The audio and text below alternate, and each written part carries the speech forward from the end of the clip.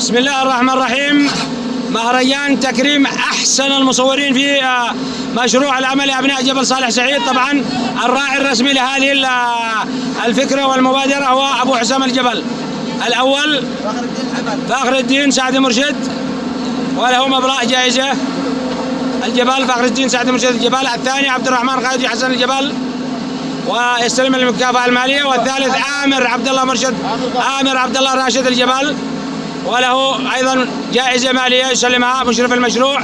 وأيضا معنا إياد محمد قائد حسن عباس الجبل، وهذا غائب سيتم تسليم الجائزة له غدا.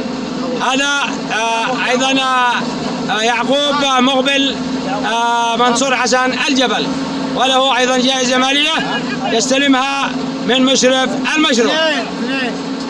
هذا بما يخص المقطع الأول.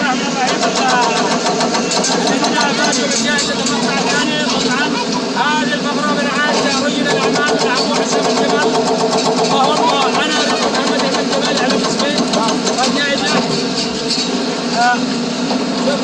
شكرا لنا أبو حسام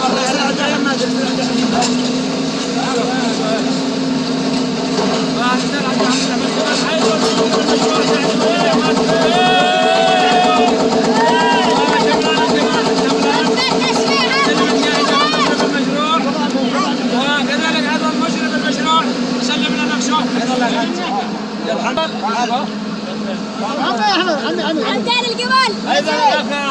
حمدان مقبل عليكم.